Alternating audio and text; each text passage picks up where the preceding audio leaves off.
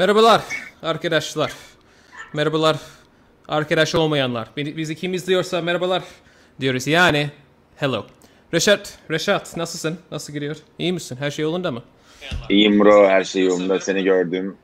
Daha iyi oldum. Ne oldu? Daha Niye mı iyi sesini oldun? duydum? O bendim. Ben izliyorum. Yani ben o kadar şeyim ki. Yani ben o kadar kendimi beğenmişim ki. Yani ben yani kendimi Evet izliyorum ya. burada.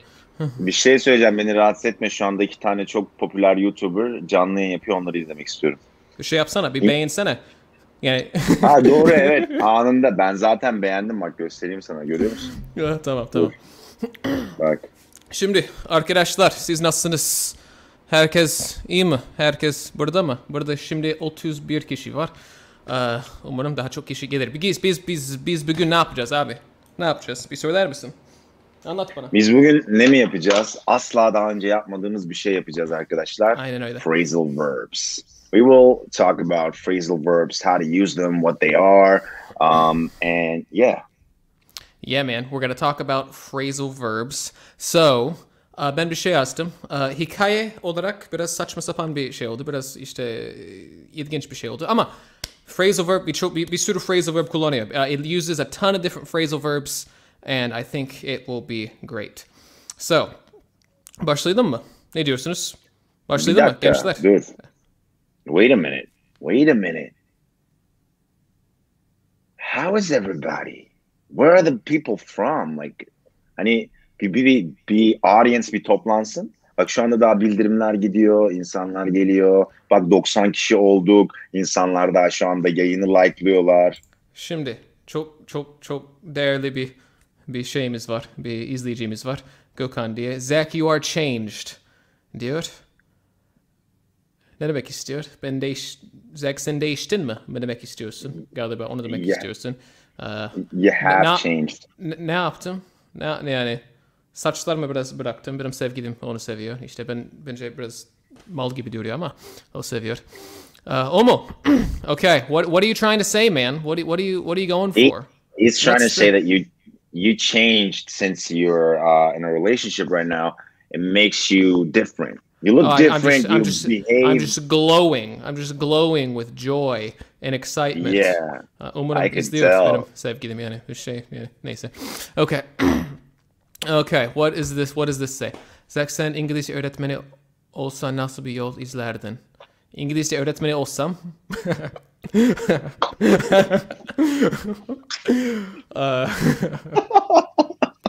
aslında bununla ilgili bir video çekeceğim. Yani özel ders nasıl olmalı diye bir video çekeceğim. O yakında çıkacak o. Yani onu editlemek hiç uzun sürmez. Onu yapacağız. Onu göreceksiniz. Tamam bence başlayalım arkadaşlar. Bence de. Şimdi başlayabiliriz. Girdim. Metnimize girdim. Benim yazdığım saçma sapan metne girdim. Şimdi paylaşıyorum bunu. Yok paylaştım. Okay. Yes. Ama bizi de görsünler. Bizi de görsünler. Evet ama wait a second. Someone's asking what is phrasal verbs? That's a great question. That is a great question. Bir kere are diyeceğiz. Are phrasal verbs. What are phrasal verbs? Sen mi anlatmak istiyorsun abi? En son ben anlattım galiba. Okay, ben anlatayım. Arkadaşlar phrasal verbs bir Türkçe anlatayım değil mi? Phrasal verbs yani fiil kalıpları şu anlama geliyor arkadaşlar. Şimdi biliyorsunuz Türkçe'de de olduğu gibi İngilizce'de de fiiller var. Ve fiil kalıpları da var. Bu fiil kalıplarından Türkçe'de olduğundan çok daha fazla var. Ve bu hani fiil kalıbı şu anlama geliyor.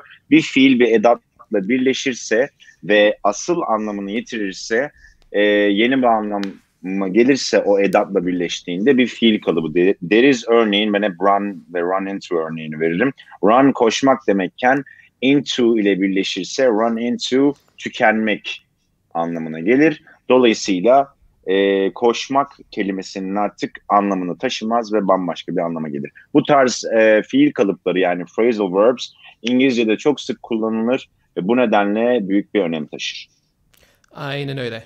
İşte bir örnek verecek olursak işte run into dedik, işte run out yani finish, run out örneği de var. Aynen, chicken finish. Chicken finish. Şimdi gençler bir story time daha mı yükleyeyim? Bir story time daha mı istiyoruz? Yaparız. Tamam neyse. Metne girdim. Bunu açtım zaten. Ha, bekliyor. Herkes bunu görebiliyor mu? Benim kendi telefonumdan görebiliyorum. O zaman başlayalım. Şimdi ben okuyorum ilk cümlemizi. The teacher finished off the lesson with a hard question. The teacher finished off the lesson with a hard question. What is our phrasal verb in this sentence acaba? Acaba diyemedim. Acaba. Bu arada bro, ben galiba yanlışlıkla az önce run into'ya tükenmek dedim. Öyle bir şey olabilir çünkü biri yorumlara yazmış. Yok, sen run into. Run out of. Yani eğer yok, bir şey dediysen. Onu ben dedim. Okay. Run out demiştim. Okay. Ondan sonra şarkı olarak finished demiştim. Sen run into demiştin. Aynen. Okay. Run out of. Okay, finished off. Finish off, yani finish off olacak. İşte geçmiş zaman olunca finished off olacak. Bu ne demek oluyor? İşte bitirmek, ama nasıl bitirmek? Yani kalan bir şey var. İşte onu yani mesela video oyunu oynuyoruz ya, iki kişi böyle dövüşüyor ya. Bu kişinin işte canı var ya, işte onun canı böyle çok azaldı. Diyoruz ki finish him off. Finish him off. İşte onun işte kalan işte canı var ya, işte onu bitir. İşte finish him off. İşte fark ettiysek o ayrılıyor aynı zamanda. Finish him off. Finish him off. O yüzden burada ne finish off ediliyor? The lesson. The teacher finished off the lesson with a hard question. Okay? We got it? We got it, sir. Okay. Ama şöyle bir şey de diyeceğim. Hani sen geçen derste birazcık şöyle yaptım. Şöyle yaptın yani. Ama bu phrasal verb tamam da çok fazla anlamını değiştirmedi bilmem ne. Finished deseydim de çok fazla. Hani o da olabilirdi değil mi Zach Bey? Olur. The teacher finished the lesson with a hard question. Ama o da aynı şey değil. Ne bileyim. Yani finish off deyince yani onu bitiriyorsun. Son şey yapıyorsun. Yani aynen. Yani tam aynı şey değil. Yeah. So, bir sonraki cümleyi okumak ister misin? Okay. Yani, can you read the next sentence? Of course, I will do that for you. Even though I never get called on, I still raised my hand. Okay. Even though I never get called on, I still raised my hand. So what do we got? We got a phrasal verb here. What do you think? Yeah, we do. What is it? Acaba. I think it's my hand. Yes, my hand. Okay. Or I still. No, it is call on. Call on. Call on ne demek arkadaşlar, biliyor muyuz? Bilen var mı? Belki işte okay. Call on. Call on. Millet bilmiş. Call on. Şimdi edilgen oluyor bu. Sen benim şeyim misin? Üye misin? Merhaba. Hoş geldin. Üye olarak. Üyeme bir merhaba diyelim.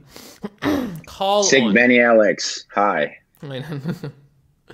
Şimdi call on ne demek biliyor muyuz arkadaşlar? Who knows what call on means? Şimdi birkaç kişi aramak dedi. Benim bahsettiğim şey bu değil. Çağırma. Ne? Çağırmadı beni diyor. Şimdi dersteyiz. Öğretmen, hoca bir soru soruyor. İşte bunu kim cevaplamak ister? Bunu kim cevaplamak ister? Diyor ve bir sürü kişi elini kaldırıyor. Ben falan diyor ya. Ondan sonra you. Me. Yes, I would. Yeah, I called on him. I called on him. Tamam mı gençler? Biz de burada edilgen bir şey olarak, bir phrasal verb olarak I never get called on. Yani ben hiç call on edilmiyorum, yapılmıyorum, işte olmuyorum. Edilgen oluyor. Tamam mı arkadaşlar? Siz yani çağırmak mı, davet etmek mi, işte seslenmek mi, ne bileyim. Yani bence çevirmeyelim. İşte bir öğretmen işte sen dediğinde işte o call on etmiş oluyor. Sen bir şey eklemek istiyor musun?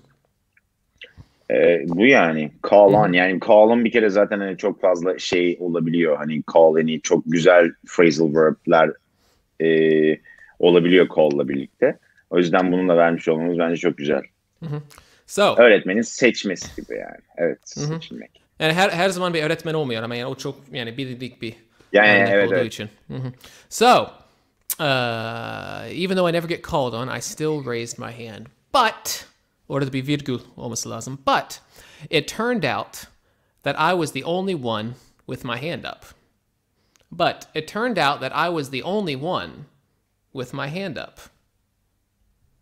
Yes.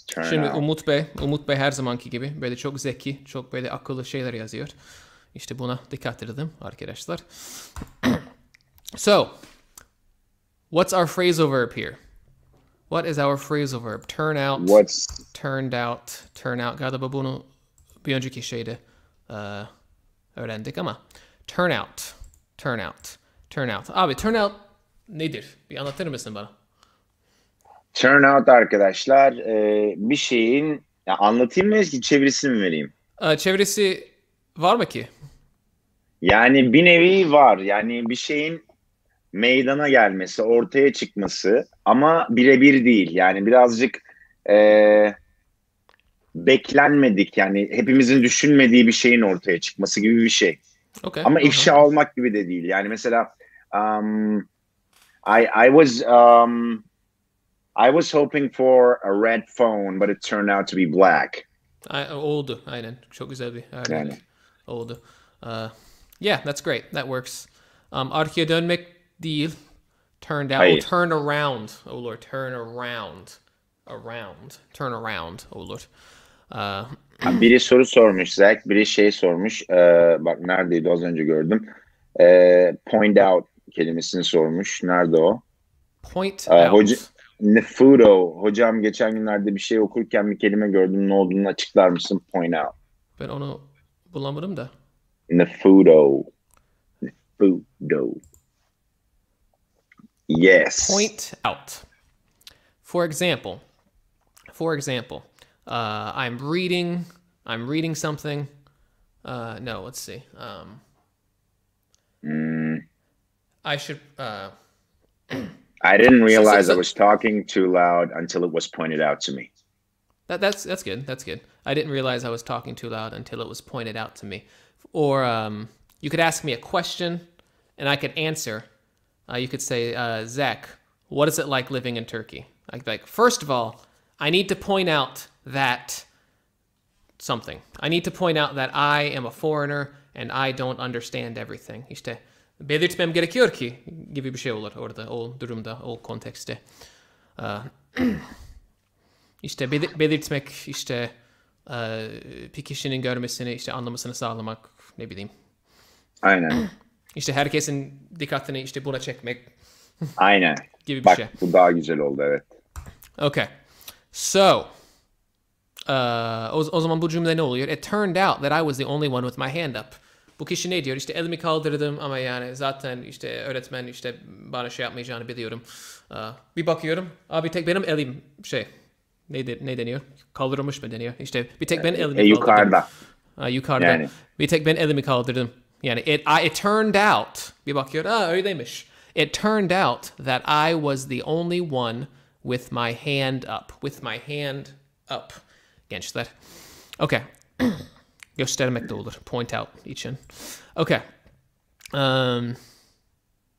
Okay. The next sentence. Okay. My face lit up when the teacher called on me. My face lit up when the teacher called on me. So what do we got? What do we have? What are our phrasal verbs? Light up. Okay, we got a light up. Yes. Lit up. That's the geçmiş zaman ikinci hali yani. Lit up. Kızarmak. Okay.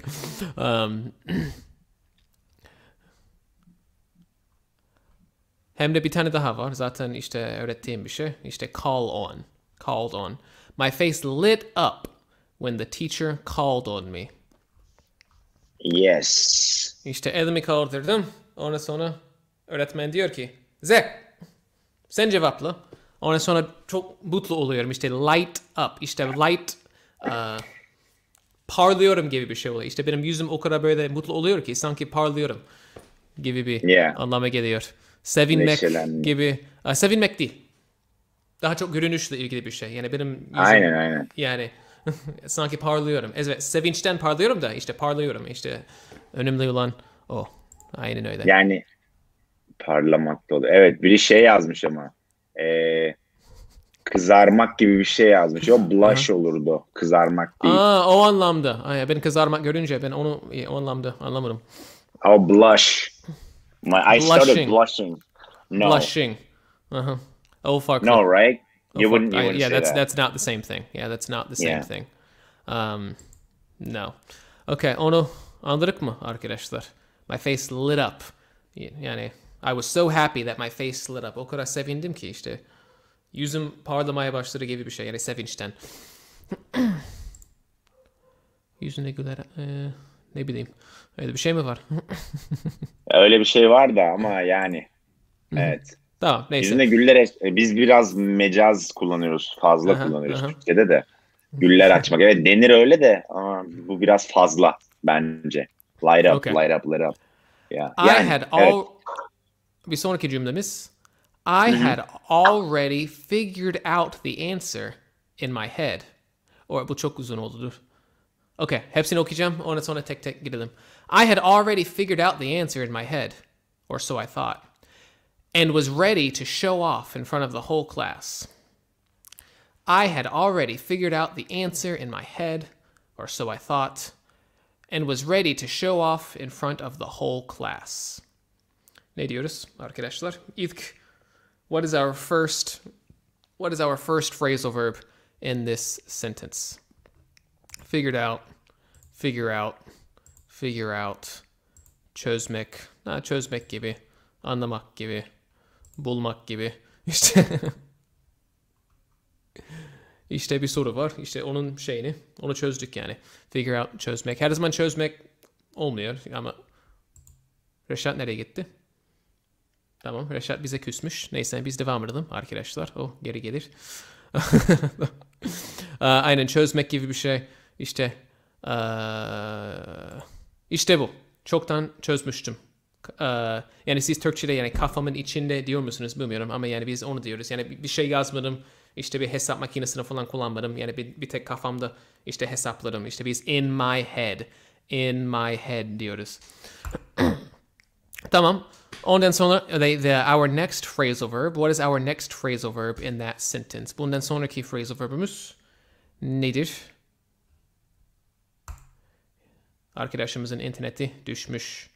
O zaman geri gelene kadar tekmişim. Ama geliyormuş. Alright guys. Okay. So we have show off. Show off. Show off, show off, show off, show off, show off. Biri şey yaptı. Bir Türkçesini verdi. Hava atmak, göstermek. Göstermek değil de yani hava atarak göstermek belki. İşte bir gösteriş yapmak, ne bileyim. Show off. Mesela ben gitar çalan biriyim. Yani ben gitar çalıyorum. Ve genelde gitar çalarken ben çok hızlı çalmayı çok severim. Yani kendim severim. Yani hiç kimse izlemezken ben yine çok hızlı çalarım. Eskiden yani ben ergenken herkes derdi ki Zach, you're just showing off. Zach, you're just showing off. Yani sen sadece hava atıyorsun. Sadece işte herkes görsün diye işte hızlı çalıyorsun. Show off. İşte hava atmak gibi bir şey. Reşat. So sorry. Why did you do that? I didn't want to talk to you anymore. That's why. No, I'm so sorry. I'm so sorry. I swear it was not on purpose. I didn't leave on purpose. Özür dilerim arkadaşlar. Tekrar geldim. Ben siz kalmakta biz bitirdik abi. Ama. Yayını bitirdik. Sen yani sana bir şey kalmadı. O zaman dansa başlayabiliriz. Okay. Şey yaptık. Figure out yaptık. Okay. Show off. Could they figure out what it means? Yaptık. Aynen. Okay, great. That's nice. Dur. İnternetin düştü nedir Reşat? İngilizce'deki kelimeleri Türkçe'ye çevirt. Hattan düştüm demek direkt istedim. direkt çevirtme ki. Pardon. Ben işte onu yanlış okudum. Direkt çevirtme. Çevirme. Ama bir şey söyleyeceğim. İngilizce'de de my internet fell off diye bir şey yok ki. Diye bir şey yok arkadaşlar. O da komik. Yani bu nereden geldi? Şimdi onu siz çözün. Oluyor bazen. Hattan düştüm, internetten düştüm gibi bir şey söylemek istiyorum Hattım ama düştü deniyor değil mi? Hattım düşüyor değil mi? bilmiyorum Türkçe'de. ha, ben Türkçe bilmiyorum ki. Bildiğimi İngilizce'de ne varsayıyorlar diyoruz? ama. Dur. İngilizce'de ne diyoruz? My internet went out? No, my power went out. My internet... ne bileyim. I have trouble with the connection. That's what I would say. My connection was frozen diyor Kübra. Okay. Anyway. So, we did... what did we do? Figure out. We did show off. You want to read the next... Shay? Okay, all right. I actually... That one? Okay, I actually ended up being wrong. But the teacher let me down easy so that I didn't just start breaking down right there in the classroom. Alright, gayet güzel bir cümlemiz var burada. One question. What? What about, but the teacher let me down easy? What about easily? Yeah, I feel like that. The teacher let me down. Yeah. Easily would work too. Let me see which one I like better. I actually ended up being wrong, but the teacher let me down easy. Yeah, and let me down easy is kind of like a thing. Okay. All right. Let me down easily. Yeah, I guess grammatically it should be easily. Easy is what I wrote. Easy is what sounds most natural to me. Bunu sen mi yazdın? Okay. Okay, then I have no doubt, sir. Yeah. Well, şimdi ne dedik? Yani Fransız kalan olmuşsa. Şimdi easy bir şey oluyor, bir sıfat oluyor ama aslında ne anlatıyoruz? Let me down bir verb oluyor, bir phrasal verb oluyor. İşte ve ne zaman bir sıfat bir phrasal verb'ı etkiliyorsa o zaman aslında yani şey olması gerekiyor. Adverb olması gerekiyor. O yüzden yani easily olması gerekiyor. Ama yani let me down yani bir şey. Bir ne bileyim bir kalıp gibi bir şey. Yani benim kulağıma gayet şey gibi. Şey de var çünkü çok doğru. Mesela take it easy. O da aslında take it easily olması gerekir gramatik olarak ama orada da take it easy diyoruz ya. Aynen. Aynen. Neyse. Bunu anlayın. Yani gramatik olarak anlayın ama yani bu benim kulağıma gayet doğal geldi. Neyse. Zarf deniyor. Değil mi? Aynen. Okay. So. Let down hayal kırıklığına uğratmak anlamına gelebilir. Ama bu sefer o anlama gelmiyor. Figured out çözmek. Onu çözdük. We figured it out. We figured out what figure out means. Okay. We figured that one out. Şimdi let me down slowly ne demek oluyor? Aslında let me down slowly, let me down easy, let me down easily ile aynı anlama geliyor. Gibi bir şey. Dur. Let me down slowly. Düşünmem lazım. Let me down slowly. Yok ya. Let me down slowly. Yok. Let me down easily farklı. Let me down slowly farklı. Okay. Let me down easy. Bir kere end up. Onu demedik galiba. End up. Aynen dedik. Ended up ilk şeyimiz, ilk phrasal verbimiz. End up. What did you say? I said yes. Oh, aynen. That's all I said. Okay, stop yelling. All right. Oh, am I yelling? No. I'm not yelling. Stop. Okay. Corona, what? Gitti kafa. End up. Yes. End up aslında turn out da çok benziyor bu anlamda. Bu şey. But it turned out that I was the only one with my hand up. I ended up being wrong. Aslında I turned out yok. My answer turned out to be wrong. Yani benzer bir cümle kurabilirim. Yani turn out ifadesiyle çok benzer bir cümle kurabilirim. It turned out that my answer was wrong. I ended up being wrong. Yani çok benziyor. İşte turn out'ı anladıysak end up'ı anlamışsınızdır. I ended up being wrong, but the teacher let me down easy. The teacher let me down easy. What do you think, man? Let me down easy. Let me down. So started like she didn't really say, "Oh, you're wrong." She kind of said, I don't think that's very true what you're saying. I feel like you should really think over again. İşte bunu işte ne düşündüğünü anlıyorum. İşte bu çok iyi yaptın ha ama yani bu tam olarak %100 doğru olmayabilir şeklinde. Sen yanlışsın dersem işte o let me down easy.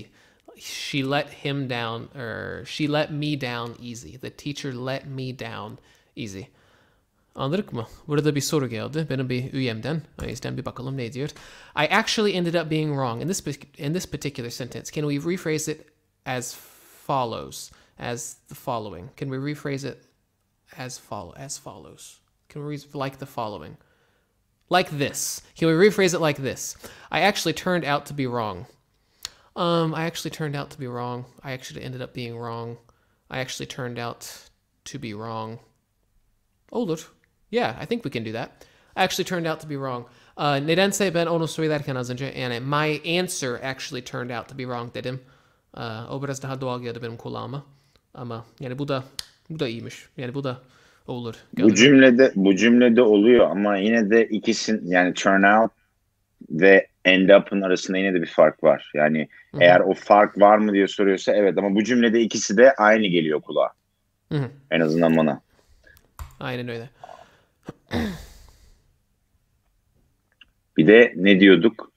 Let me down şey demek arkadaşlar. Birine alıştıra bir şey söylemek. Mesela anında pat diye işte bilmem ne oldu değil de yani böyle alıştıra nazikçe hayır öyle değil falan bu durumda. Kibarca aynen. İşte kibarca red var ya yani kibarca böyle sen yanlışsın diyorsun.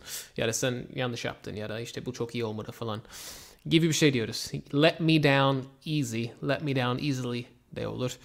So that I didn't just start breaking down right there in the classroom. Right there in the classroom. So that I didn't just start breaking down right there in the classroom. Buradaki şeyimiz phrasal verb'ümüz. Yani phrasal verb nedir? Biliyor muyuz? What's the phrasal verb? What is Furkancığımız işte her zamanki gibi çok akıllıcı konuşuyor. Çok böyle hoş şeyler söylüyor. Okay. I'm not going to bring up what happened last time, so that won't happen again. Okay, you remember? Break down. Gençler, okay. Something like we're on the right track. We are on the right track. Kaydedilecek. Sonra izleyebilirsiniz. Hay Okay. Kazım Bey. Her zaman. So, break down. So when someone just breaks down, they might start crying, they might get really mad, they have an emotional breakdown. Böyle bir patlama gibi bir şey oluyor. Yani duygusal bir patlama gibi bir şey diyebiliriz. Breakdown. Yani breakdown ne anlama geliyor? Yani kimyada böyle çözmek bir şey çözülüyor ya. Yani I'm getting aslında o aynı mı? O aynı olmayabilir. Onu unutun. Okay. Reklam yapan mı oldu? Vay be. Evet. O çocuğu hatırlıyorum. O çocuk şey yaptı. İşte sen ırkçısın falan dedi geçen. Okay. Patlak vermek mi deniyor? Yok. Patlak vermek denmez ona. Yani patlak vermek. Duygusal çöküş. Bunu beğendim ben. Evet. Mental breakdown. Evet. Duygusal çöküş diyeyim. Okay. Yani. So, was ready to start breaking down right there in the classroom. Right there. In the classroom diyebilirdin gençler ama right there in the classroom. Tam orada yani gibi bir şey. Yani çok gerekli değil ama gayet güzel bir şey. What is our next? Let's read the parentheses. Can you read the parentheses?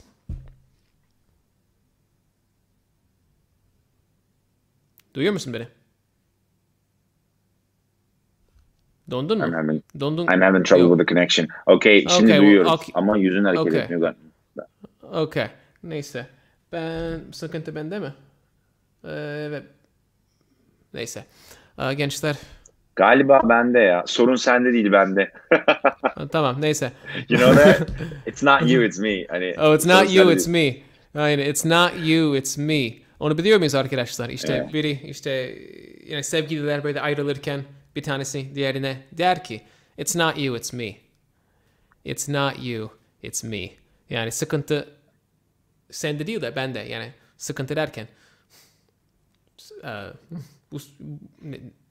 Ne bileyim. Anlatamadım. It's not you. Gönderme it's mi me. yapıyorsun şu anda? İzleyenler var ya bizi şu anda. O yüzden. Okay. So. Highlightlar olacak. Okay. Okay. Highlighter. Yani öne çıkaramıyor musun highlighter mı diye diyordu? soruyor sana da. Ben highlighter. Şunu sandım. Okay, she knew I was sensitive. She knew I was sensitive. Sensitive ne oluyor? İşte bu anlamda, işte bu cümlede işte hassas gibi bir şey oluyor. Yani duygusal açıdan hassas gibi bir şey oluyor. Bir sonraki cümle, yani the next sentence. Can you read the next sentence, Reşat? Of course, buddy. Every time you want me to. She said, I know how you came up with that answer, but you mixed up two of the numbers. I know how you came up with that answer, but you mixed up two of the numbers. Oh, did I write it wrong? Did I spell it wrong? No, you didn't. Yeah. Wait, sure? you did. I think I did spell it wrong. Yeah. Yeah, you did. Wait a second. Hey Siri, how do you spell sensitive? Sensitive. Yes, you spelled it. There we go. Thank you. This person gets an award. He gets the whatever award, the sensitive award. Okay. Yeah. Now, what are our came up and mix up? Come up and mix up. Come up and mix up. Okay? Come up and mix up. What does come up mean, arkadaşlar? What does come up mean? Come up ne demek arkadaşlar? Biliyor muyuz? Come up ne demek? Also you can highlight. Bir kere highlight doğru yazalım. G'den sonra bir H olacak. Yeah. Can be highlighted in the chat if you become a member. Aynen öyle işte. Bir üye olduğunuzda, yani bir member olduğunuzda hemen görüyorum. Hemen böyle tıklıyorum. Bak bu da bir üye. Hemen şey yaptım. Tıkladım ona. He was very sensitive to see. Bu arada benim kanalıma da üye olursanız burada görünmüyorsunuz ama olsun yine de üye olabilirsiniz. Az önce şey demedik mi? Reklam yok. Reklam yapmayayım. Okay. Pardon. Şaka yapıyorum. Umut beni uyarır mısın? Aynen, Umut seni kovacak. Umut seni kovacak. Okay. So, I know how you came up with that answer. How you came up with that answer. Gençler bu ne anlama geliyor? Okay. Ya kalsın orada işte birazcık. Ya Allah Allah. Onun işte hesabının, onun kanalının linki benim işte şeyinde var. Neyimde? Açıklama kısmında var. Niye böyle yapıyorsun? Açıklama kısmında var yani. Aşağı iniyordum yani. Okay. So, come up with, create an idea dedik. Come up with, yes. Yok o değil. No. Or teach. Evet. Bir cevap bulmak. Come on. Yani bu durumda, bu cümlede, bu paragrafta oluyor. Mixed up olur, confused. Olur, confused. Karıştırmak. Yani iki şey aslında, yani karıştırmak kelimesine daha çok benziyor. Mix up, yani confused biraz daha geniş bir anlama sahip. Okay. So, karıştırmak, cevap vermek. Tamam, bunu anladık. İşte öğretmen diyor ki işte bu cevabı nasıl şey yaptığını, nasıl bu cevaba vardığını anlıyorum ama iki şey karıştırdın. İkinci sayıyı karıştırdın. Okay. The next sentence says, bunu anladık değil mi? Anladık hocam. Okay. The next sentence says, you do that often. You do that often, so watch out for it. You do that often, so watch out for it. Gayet güzel bir iltifat atıldı sana. Thank you so much. I appreciate that. That's kind of like when you see a bodybuilder and you're like, do you use steroids? You're like, no, but thank you. Yeah. No, but yeah, thank it's you. same answer. No, but thank you. Yes, it's the same thing. No, I don't use steroids. Thank you. Okay. Yeah. So, watch out. Be careful. Burada dikkat et dedik. Olur. Ben belli bir yani biz burada belli bir şeye dikkat ediyoruz. Belli bir şeye watch out ediyoruz. Yani onu yani that it watch out for it. Yani onu yapmayın. Yani o diyor yani onu yapma diyor. Okay. Bir sonraki cümleyi okursan sevinirim. Okay, so be sure that you look over your work before you turn it in. Be sure that you look over your work before you turn it in. What do we got? What do we got, guys? What is on the menu? What do you guys see here? We have Okay. So Ferit, he's tried to do this. And then he was like, no, that didn't work. And then he did this. And then he was like, no, that didn't work. And then he did this. What's that? Worn out? I don't know. What is that supposed to be? He probably wants to say worn out. Yeah. Oh, I'm worn out. Yeah. That'll be WORN. Yes. Okay. So look over. Gözden geçirmek olur. Look Yes. over. Look over küçümsemek değil. Küçümsemek şey olur. Look down on gibi bir şey olur. Look down on gibi bir şey. Yes. Dikkatli bak olur. Tamam. And we also have, hiç kimse yazmamış ya. Turn in. Turn Nobody in. has- Yeah. Turn in diyen biri olmadı. Humiliate değil. Humiliate değil. No. Look over and turn in.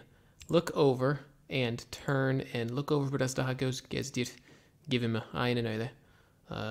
Turn in. Vermek de. Yani vermek çok daha geniş bir, onun çok daha geniş bir anlamı var. Turn in. Yani benim aklıma şey geliyor, işte teslim etmek gibi geliyor ama onun da Aynen. çok geniş bir anlamı var. Turn in, yani biz ödevlerimizi turn in yapıyoruz. İşte raporlarımızı turn in yapıyoruz. I have to turn in. İşte onun gibi şeyler turn in yapıyoruz. Okay. Yeah. İşte siz çoğu zaman yani teslim etmek diyeceksiniz. Ama her zaman aynı şey olmayacak, kesin. Okay. Ama yani okul için yani ödevlerinizi teslim ediyorsunuz ya, işte turn in. You turn in your work, your homework. You turn in the assignment. Yes. Okay. So our next sentence is, I don't know what it is. It is, I eventually settled down and was able to carry on with my day. Orada duralım. I eventually settled down and was able to carry on with my day. What do you see?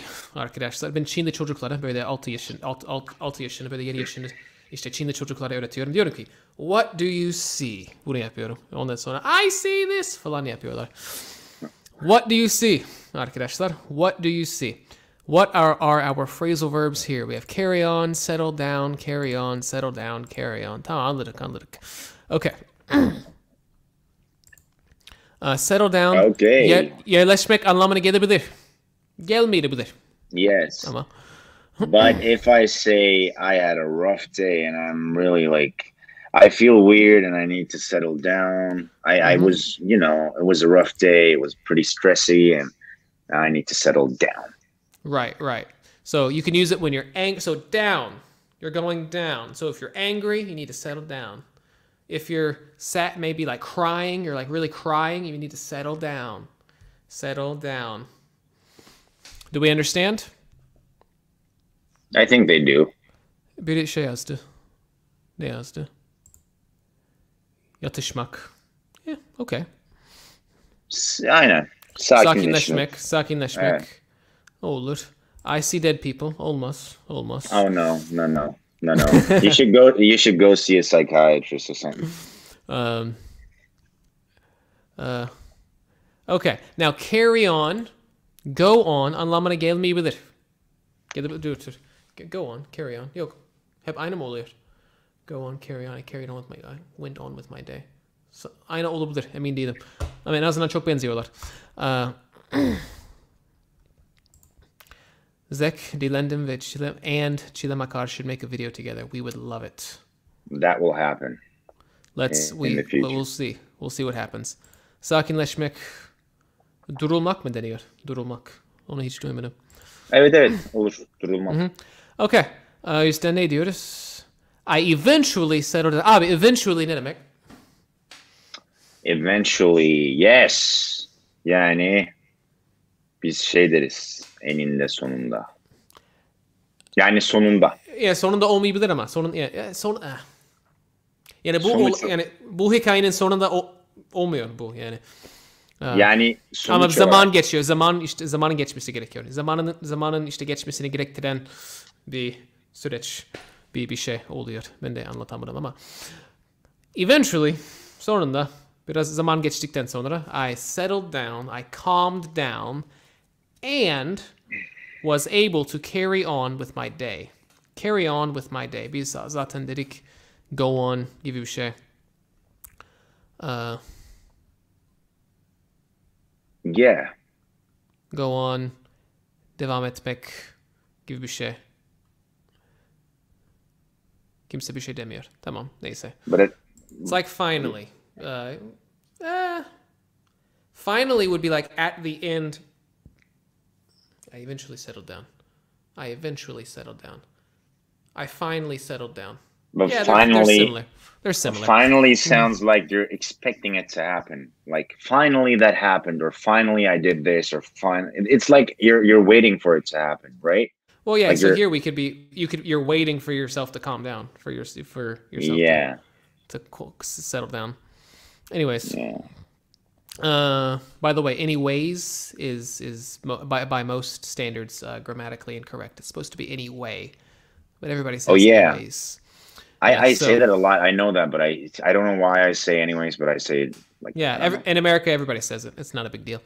If you're writing a paper or something, you probably shouldn't say anyways. All right. Okay. Let myself down. Kendimi sakinleştirdim mi oluyor? I let myself down. Yok, o anlamına gelmez. Yani sakinleştirmek anlamına gelmez orada. Okay.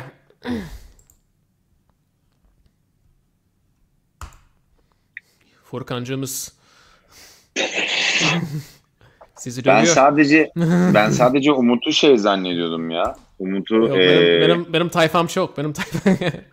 Ya okay. Ben bu tayfayı benim kanala da adapte edebilir miyim arkadaşlar? Dinlendime de gelin. Benim de ihtiyacım var çünkü haftaya salı muhtemelen çünkü benim kanalımda yapacağız yine bir şeyler.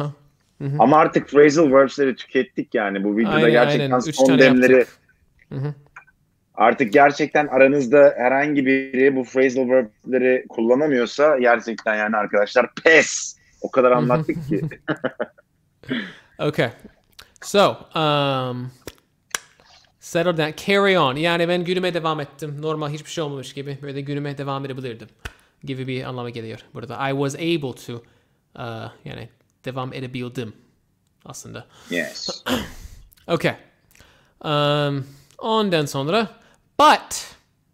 but'tan bir alır mısın? But'tan okur musun? But at that moment, I had to hold back tears. But at that moment, I had to hold back tears. Hold back. Hold back. Yes. Hold back ne anlama geliyor? Hold back. Wow. Now you're the one getting the compliments. Okay. Someone's gonna be jealous. I'm just saying, bro. Someone's gonna be jealous. I'm gonna call my girlfriend. Canım, yayına bak. Okay. Okay. Hold back, tutmak olur. İşte geri tutmak böyle ne bileyim. Yani biz Türkçe'de şey diyoruz yani kendimi tutamadım. Yani I couldn't hold. Yok. Yani biz genelde bir başkasına başka bir şey hold back yapıyoruz. Gözyaşlarımı tutamadın. Gözyaşlarımı tutamadım. I had to hold back my anger diyebiliriz. Yani ben çok öfkeliyim. I had to hold back my anger. Öfkemi ne yapmış oldum Türkçe'de? Öfkemi kontrol etmiş oldum. Yani geri tutmuş oldum. Yani ben tutmak daha. Geri tutmak yani denmez ama yani yani zapt etmek demiş diyebiliriz orada. Okay. Hold your horses diye bir şey var İngilizce'de. Okay. But I was at that moment I had to hold back tears. I had to hold back tears. Yani ağlamamak için böyle gözyaşlarımı tuttum. Okay. So, our next sentence. Kaç tane kaldı? Aynen bu kadar kaldı. Tamam bunları bitirdim. Ondan sonra birkaç soru alalım. Ondan sonra bitirdim bu canlı yayını. Evet. Okay. Bak benim tam 20 geçe çıkmam lazım. So in 20 minutes. Oh really? Evet. Okay. All right, so let's finish this, then we'll take some questions. Yeah. I had let myself down. I had let myself down. What does that mean? Let down. To let down. Az önce aslında okuduk değil mi? Bir let down daha. Let me down. Evet. Let down. İşte but the teacher let me down easy. Onu okuduk. Şimdi farklı bir let down. Ben onu bilerek yapmadım. Farklı bir let down. Wow. Karşımıza çıkıyor. I had let myself down. I had let myself down. Ne anlama geliyor? Kendini üzmek, hayal kırıklığı, tamam, olur. Evet. Kendini hayal kırıklığına uğratmak. Gibi Üzmek şey. biraz az kalıyor sanki. Biraz hafif kalıyor üzmek. Yani let down deyince yani bir beklenti oluyor ve o beklenti yani yerine getirmiyoruz. Yani onu gerçekleştirmiyoruz. Yani bir beklenti var ama I let everybody down. I let myself down. O yüzden o şey diyor yani I let myself down. Yani kendi şeyleri vardı. Beklentileri vardı kendisi için ve yapamadı. I let myself down. Okay. Bu da işte I had let myself down oluyor. I had bu şey past perfect oluyor. But dan sonrasını okur musun? But I wasn't going to throw away the rest on my day because it's silly. I'm sorry. The rest of my day. Yeah. The rest of my day because a silly question had gotten the best of me. But I wasn't going to throw away the rest of my day because a silly question had gotten the best of me. Throw away. Aynen öyle. Throw away, çöpe atmak anlamına geliyor. Bu işte bir mecaz olarak kullanılıyor. İşte günümü çöpe atıyorum. Yani günüm işte boşa gitmesin diyor. Benim günüm işte boşa gitmeyecekti gibi bir şey. Throw away, çöpe atmak. Aynen öyle. Bir sonraki phrasal verb. Phrasal verb. This is a very, very good one, by the way. Get the best of.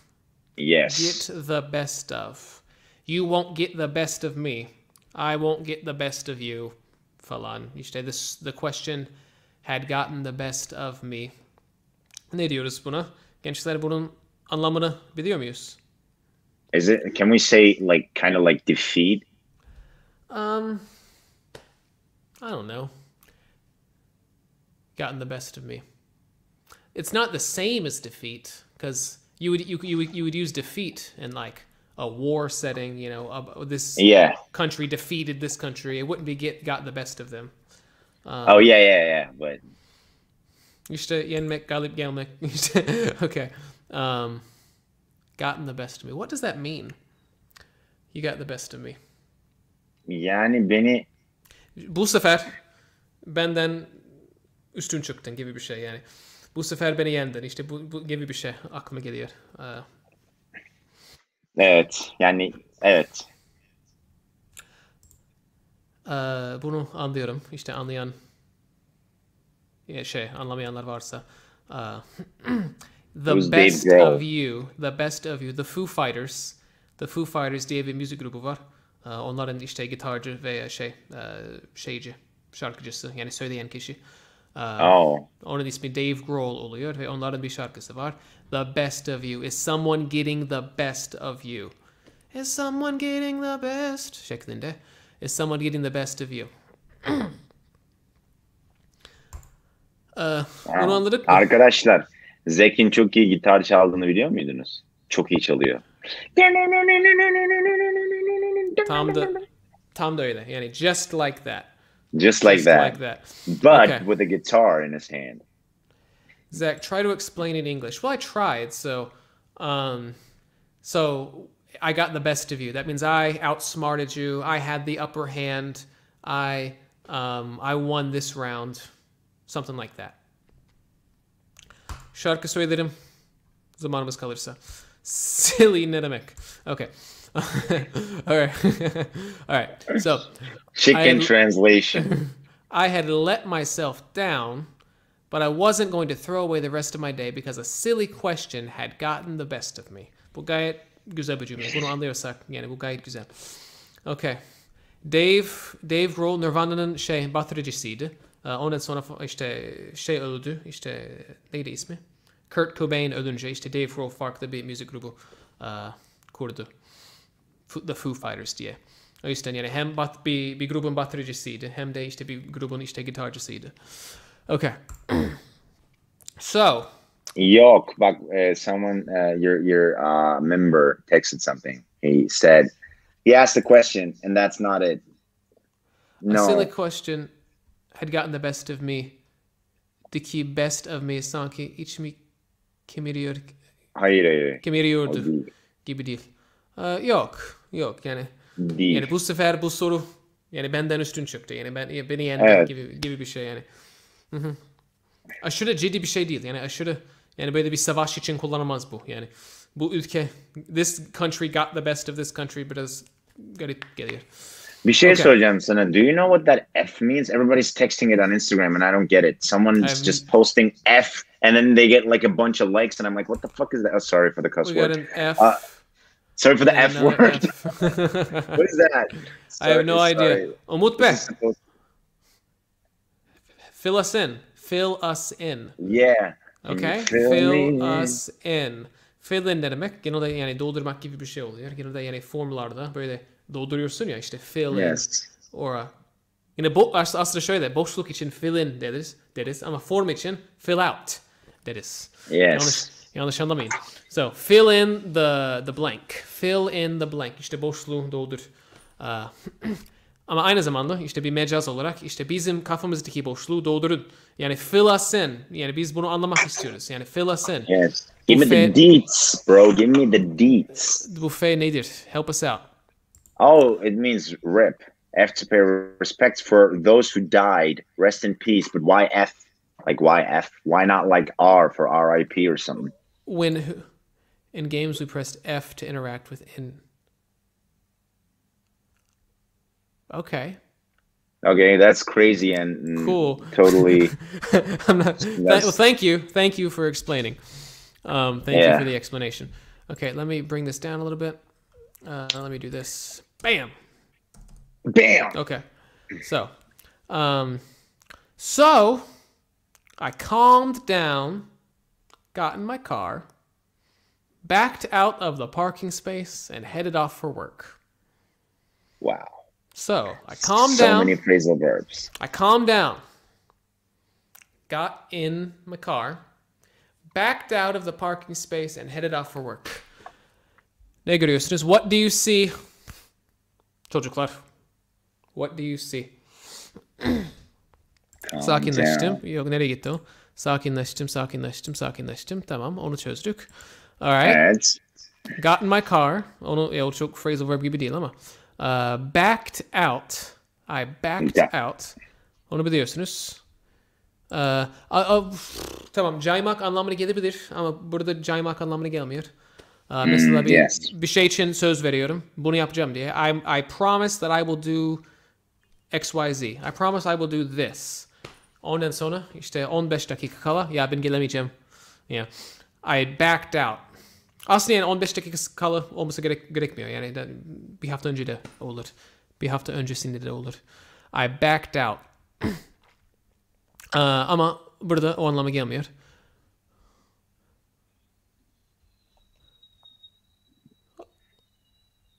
Yok mu? Yani araba kullanan yok mu yani?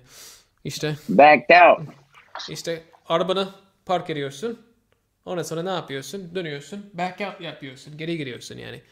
Backed out. I backed out the car. I backed the car out. Can you back out my car? Şeklinde. Parktan çıkmak. Olur. Park alanına geri. Geri döndüm. Park alanı yani. Park etmiştik. Ondan sonra işte arabamıza bindik. Oradan çıktın. Geri çıktık. Neyse.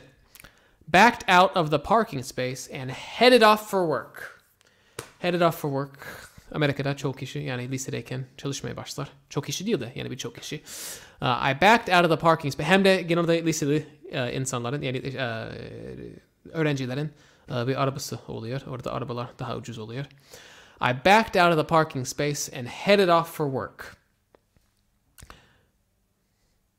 What does that mean? Head off for work. Yani işe değil de yani yola koyuyordum. Yani bir şey olur. yola koyulmak. Gitmek. Gitmek. Easy. İşe gitmek. Çin yola çıkmak. O ne? China. İçin. Okay. Okay. Tamam. Biz şeyimizi bitirdik. Metnimizi bitirdik. Anlamadığımız bir şey oldu mu? Olmuşsa işte şimdi yazabilirsiniz. Birer soru alalım. Ben bir tane alayım. Reşat bir tane alsın. Ondan sonra bu yayını bitirelim. Yani I'm going to answer a question. Reşat is going to answer a question. And ondan sonra bitiriyoruz. Ben bir şey söyleyeyim mi Zach? Söyle. Çok samimi bir yerden. Ben keşke küçükken böyle YouTuber'lar olsaydı da böyle yayınlar olsaydı da izleyebilseydim. Hani ben böyle bir şey olsaydı çok sevinirdim. Şimdi yani insanlar hani beni bırak ama Amerikalı bulmuşlar. Hani sen varsın ve Türkçe biliyorsun abi. Ne kadar büyük bir lütuf yani. Şu anda everybody should feel like super lucky. Like everybody's lucky right now. So thanks for you, Zach. Well, I'm glad I could help. It's the least I could do. Onu anlıyor muyuz? It's the least I could do. Okay. Küsmek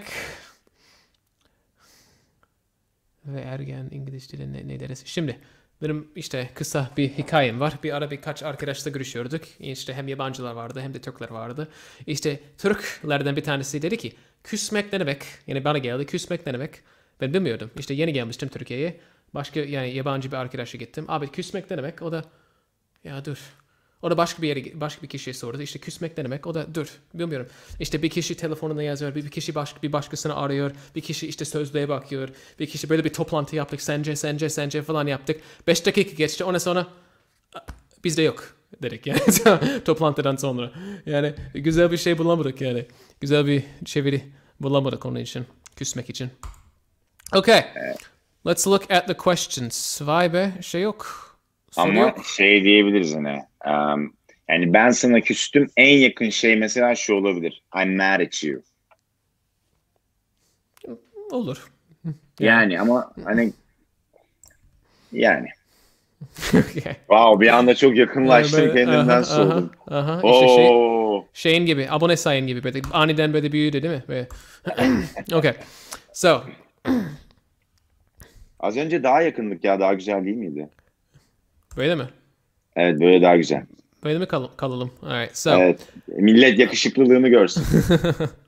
Alright, so. Bir soru yok. Millet soru sormuyor.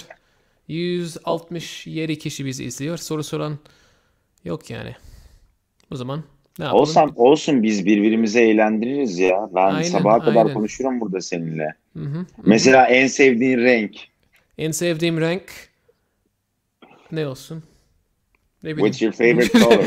Yeah, my favorite color. I don't have a favorite color, to be honest. You don't have a favorite color? You don't watch TV? You don't have a favorite color? That's crazy, man. All I do is play guitar. Bir tek bende mi dondun yoksa? Aynen. All I do is play guitar and work out and tell my girlfriend that she's beautiful, and that's it. That's all I do. That's all You're I do. a ladies' man. I gotta say that. Right? I'm not gonna lie, I kind of am. All right, so man. Hiç cevaplamadığın bir soru geldi. Yani hiç görmedin. Hayatta böyle hiç cevaplamaya düşünmediğin bir şey geldi şimdi. Ne diyorsun? Aksan nasıl öğrenilir? Nasıl öğrendin? Bir şey söyleyeceğim. Sen niye öğretmiyorsun nasıl öğrendiğini aksanını? Seninki çok Amerika'da hiç yaşadın mı? Amerika ile bir alakam var. Yo, öncelikle çok çok teşekkür ederim. Şaka yapıyorum tabii. Çok teşekkür ederim bu iltifat için. Yani iltifat olarak algılıyorum tabii ki. Ee, Yani şimdi 2 dakikada anlatmam çok uzun sürer. Genel olarak çok meraklı bir insanım. Çok iyi dinliyorum ama küçüklüğümden beri yapıyorum bunu. Ve o şekilde hani dikkat ederek yani ve aynı şekilde konuşmaya çalışarak hani dilin hangi pozisyona gelmesi gerektiğini e, algılamaya çalışarak o şekilde öğrendim. Bununla ilgili ama kanalımda çokça videolar var. Şimdi Zach'in kanalını canlı yayında bununla sabote etmek istemiyorum. Kanalım zaten hani yazıyor. Dillendim. Girip bakabilirsiniz. Orada çok açıklayıcı şeylerim var. Yani ama tabii bu hiç biten bir şey değil yani. Her zaman geliştiriyorum. Bazen mesela Zach'la konuşurken yeni şeyler öğreniyorum yani hala daha yani. Çünkü öğrenmek hiçbir zaman bitmez. Türkçe'de de her gün bazen yeni kelimeler öğreniyorum. O da oluyor. Okay, we have a question. Play out, work out, and turn out. I know these phrasal verbs have separate meanings. However, in this particular example, don't they mean pretty much the same thing? Keep reading below. Oh, it's a two-parter. It's a two-parter. All right, where's the second half? Oh, gosh. Let's see how it works out. Let's see how it plays out. Let's see how it turns out. Let's see how it works out. Let's see how it plays out, and let's see how it turns out. Those are pretty much the same thing in this sentence. Let's see how it plays out. Let's see how it turns out. Those are pretty much the same thing. Let's see how it works out. We'll see how it works out. We'll see how it works out. I guess that could mean the same thing. Normally, the term workout has like a positive outcome. It all worked out, you know. I didn't expect it to go well, but it all worked out. Usually there's a positive something with that particular word. But play out and turn out in this sentence do mean pretty much the same thing. Yeah. Although, though. Although, though. Bir şey söyleyeceğim. Bak bana mesela şey çok açıklanmış. I always use like we have the two words like even though and although, right? Even though and although. But I never use although. I always use even though, and I'm guessing it's because I've watched so many different American shows and films and everything, and I don't feel like Americans generally use the word although. It sounds like a little bit more British, and it sounds like a word that I might use in an essay, but not a word like that I would use in a conversation. What do you think about that? I think we say although. I say although, or at least I think so. Okay. I think they're both good. Do they mean the same thing? Although I've never been there. Even though I've never been there. Yeah, I guess they mean the exact same thing.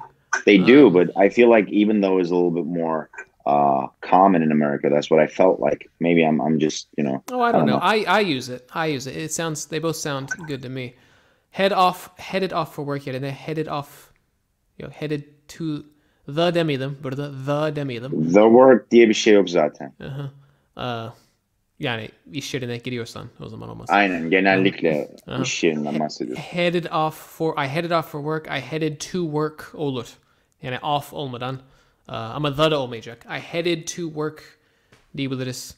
I headed to work. Headed off to work. Aynen onlar aynı şey oluyor. Okay. Abi senin gitmen gerekiyor mu? Aslında evet ama henüz gelmediler. O yüzden sıkıntı yok. Misafirlerin mi olacak? Saat Evet. 10.30'da. Okay. Saat 10.30'da evet. Okay. I'm so sorry. You shouldn't Okay. do that. Do what? Bunu yapma bana. İma içerikli konuşuyorsun ama doğru bir ima. Ben onu düşünmüyordum ki abi. Okay. Olsun. Okay. Ben ifşa ettim canım. Tell us a funny moment that you felt. Do you mean felt? That you felt awkward because of your misunderstanding. Maybe she means or he means you fell awkwardly. Like you fell. Like awkwardly. I misunderstood something so badly that I fell. Yes, I doubt it. But awkwardly. I'm sorry? Awkwardly. Yeah. I doubt. Yeah. I doubt that's what he means. Do you have a good story? Let me think of one. I don't think I have any good stories. I always, if I don't understand, I say, Well, I have offend them, you know. I have a good story, but can you hear me? Benim internetim dondu galiba yine. Aynen ama geri geldin. You came back yani. Okay, but I can't see you move. Yani sadece bir donuk resim var şu anda sende ama beni duyuyorsunuz öyle mi? Ben şimdi bence iyiyiz şimdi. Yani ben şimdi diğer taraftan diğer sayfadan bakıyorum. Yani izliyorum bize. İyiyiz yani. Gittin değil mi? Evet. Okay. Bir soru daha açık şey yapayım. Ondan sonra o geri gelsin. Ondan sonra galiba ona gitmesi gerekecek. Inside Out English birkaç gün içerisinde yüklenecek. Bir sonraki bölüm. Niye bizi sevmiyorsun? Niye bunu yapıyorsun? Anlamadım. Okay. Yine donuk değil mi? Aynen neyse. Okay.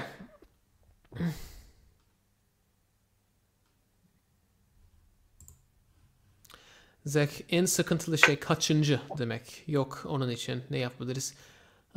Yani mesela kaçıncı bilmem ne kaçıncı siz ne diyorsunuz okul için? Aslında onu bilmiyorum Türkçe'de ama yani kaçıncı sınıf mı diyorsunuz? Kaçıncı yıl mı diyorsunuz? Bilmiyorum ama yani what grade are you in? That is.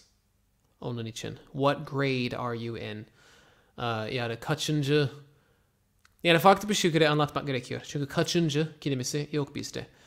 O yüzden şimdi farklı bir dur.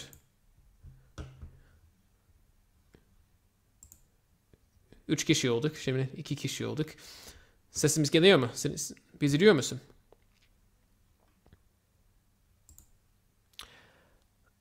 Bunu yanlış yazdın. Elif. Thought yani R olmadan thought olur. Yani sondaki T olmadan through olur. Through. Yine gitti. Tamam. Bir tane daha alalım. Ondan sonra bunu şey yapalım. Bitirelim. What place did you... Bu burada saçma olacak. Şimdi bir yarışta kaçıncı olduğunu nasıl sorarsın? Bir şey diyoruz. First place, second place, third place falan. O yüzden biraz yani what place did you come in diyebiliriz. O biraz garip oluyor. How did you place in the race? How did you place? Geldin mi? I am so sorry. Ya hep benim internetimde sıkıntı çıkıyor. Senin niye hiç internetinde sıkıntı çıkmıyor ya? Bak ben Almanya'da yaşarken bir kere bile bu durumu yaşamadım. O kadar güzel internetim vardı her defasında. Counter oynuyordum 1 yıl boyunca her gün 10 saat. Bir kere bile internette sıkıntı çıkmadı. Ama İstanbul'da yaşadığımdan beri her defasında internette sıkıntı var. Delireceğim artık. Yani ben Amerika'ya gittiğimde böyle bir şey yaşadım. Yani bir canlı yayın yaparken pat diye gitti internetim. Amerika'dayken herkes şey diyor. Demek ki Türkiye'nin interneti daha iyi. Aliens are coming.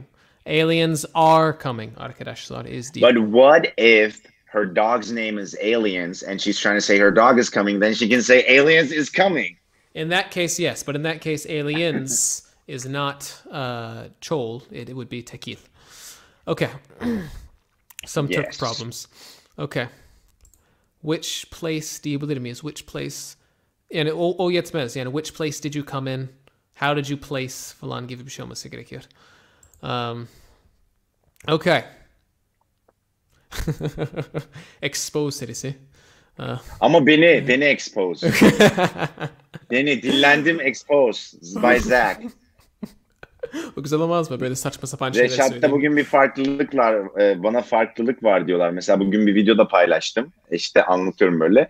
Ne farklılığı var falan. Abi sakalımı çok ince kestim. Saçlarımı kısalttım.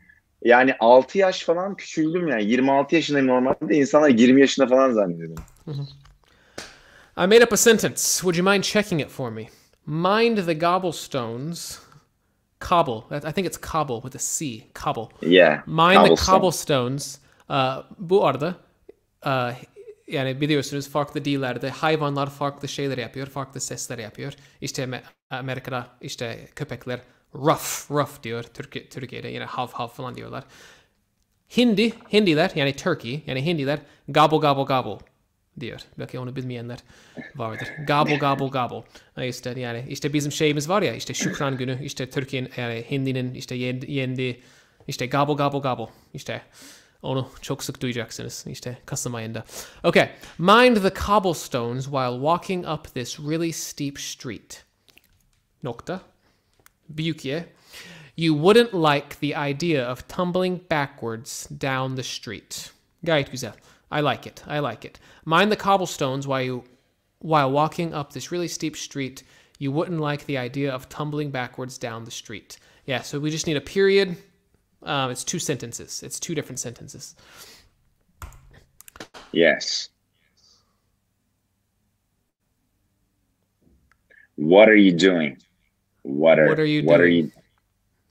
Diye telaffuz ediliyor. Yani what mı, why mı deniyor diye anlaşılmıyor. Neden?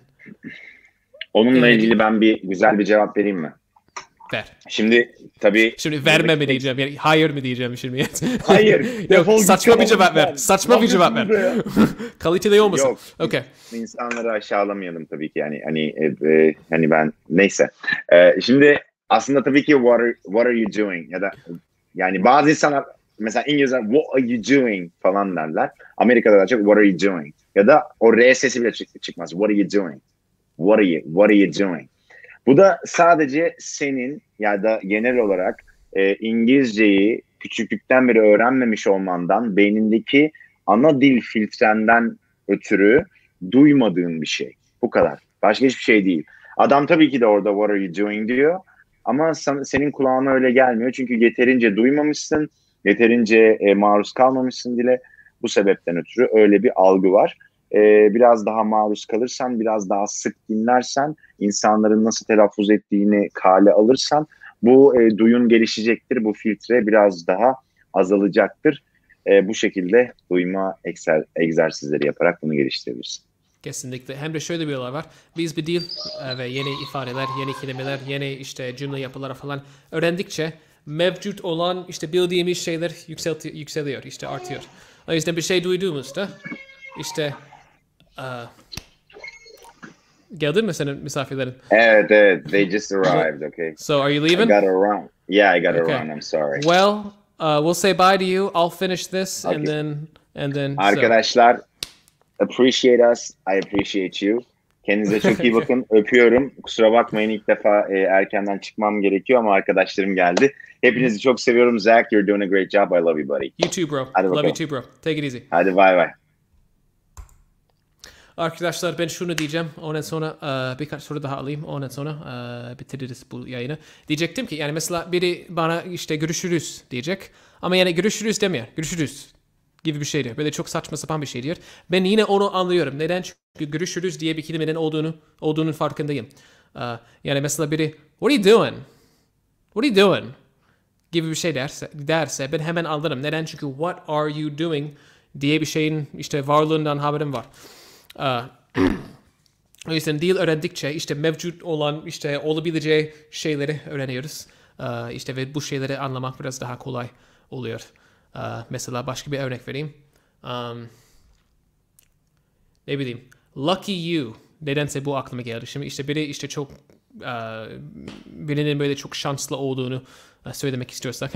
Lucky you. Genelde aslında ironi yani sarcasm oluyor. Yani ironi oluyor. Lucky you diyoruz.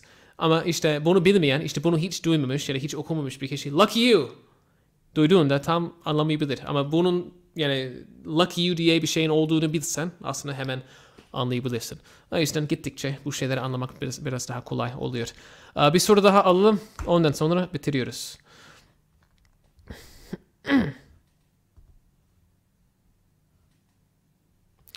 Ne diyoruz?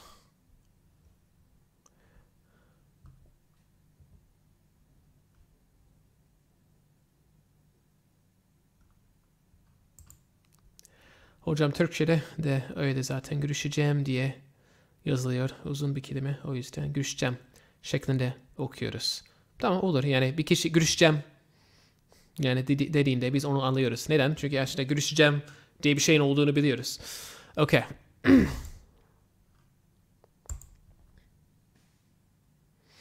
Zach. Arkadaşlar. Allah aşkına. Zach. Okay. The aliens are coming here. The aliens are coming here demek istiyoruz galiba. The aliens are coming here. Just'ın yeni şimdi anlamı dışında birçok yerde kullanıldığını gördüm. Can you explain this with examples? So like I just got here. Yani yeni geldim. I just started. Yeni başladım. It's just mesela I am not ne diyelim? I am not a professional singer. I'm just a professional guitarist. I'm not this. I'm just this. Ben sadece buyum anlamına gelir. Çok güzel bir örnek bulamadım şimdi. Just ya da şöyle yani it's just right just there. Just in the. Şimdi bir şey daha var ama şimdi aklıma güzel bir şey gelmiyor. Okay. Bu videoyu yapabilirim. When I speak English, I always translate into Turkish in my mind. What should I do? You should not translate to Turkish ever. Ever. For any reason, just don't translate. Just don't do it. Biz çevirerek konuşmak istemiyoruz. Çevirerek anlamak istemiyoruz.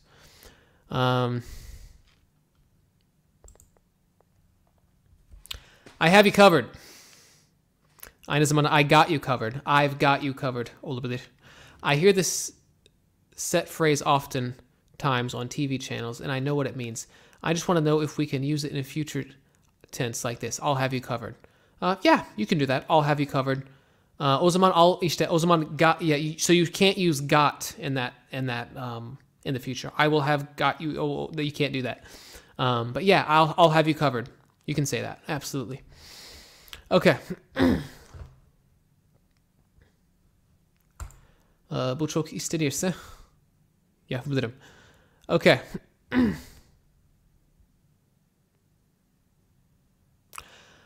Tamam arkadaşlar, bence bu yayını kapatalım. Ben hepinizi çok seviyorum. İzlediğiniz için teşekkürler. Dediğim gibi birkaç gün içerisinde bir Inside Out English daha çıkacak. Ondan sonra aslında Amerika'da çektiğim bir video daha çıkacak. O daha hızlı çıkar. Hepinizi seviyorum. Hepiniz birer öğrencimsiniz. İyi akşamlar, yani have a good evening.